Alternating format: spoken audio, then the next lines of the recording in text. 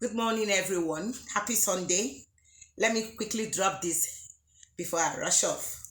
It's true that each time we are in His presence, okay, each time we are in the church, Sunday service, there are times that we have so many distractions.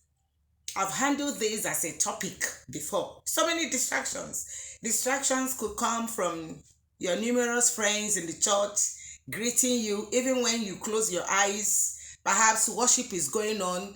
Some of them could come to you, tap you on your shoulder, hug you, and all that, ignoring the fact that you needed to concentrate. And then, of course, you open your eyes and respond to their greetings. It's normal. Distractions can come from your phone.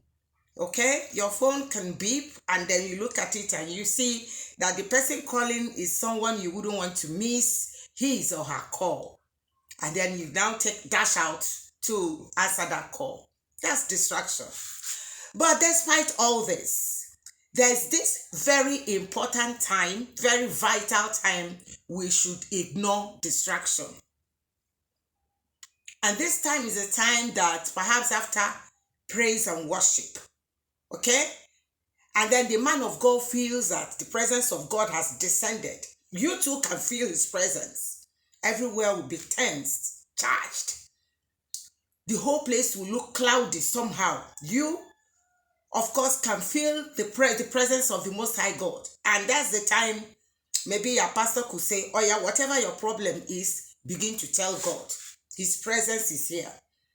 So begin to present your petitions to him. Begin to present your needs, your prayer points. Start talking to God. Tell your God your problems. Tell your God what you expect him to do. You know, at times, there are times man of God can bring up that. Does it not happen in your own church? It does happen in my own church. So at that time, try your best to ignore any distraction. That very time, it doesn't last long, and maybe it could last within the space of 15 minutes, 20 minutes.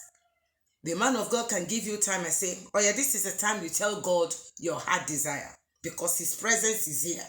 He is here and is with his angels to take your biddings, to solve your problems, to pave way for you. Whatever that could be bothering you, tell God. So within that short space of time, ignore every distraction. You see people around you, you see your fellow church members at that moment praying. Yeah, you're not supposed to shout. You pray. You see majority of them close their eyes, pray from the bottom of their hearts, from the depth of their hearts. And then you're there, dashing in and out, answering calls.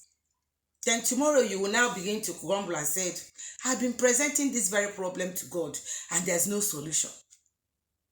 Because you were busy doing things that will distract your attention. At the time he says, oh yeah, begin to tell God your problem. This is the time. His presence is here and he's here to solve your problems. His presence is here to listen to you, to hear your prayers, so that there will be answers. But that is the time you are allowed distractions.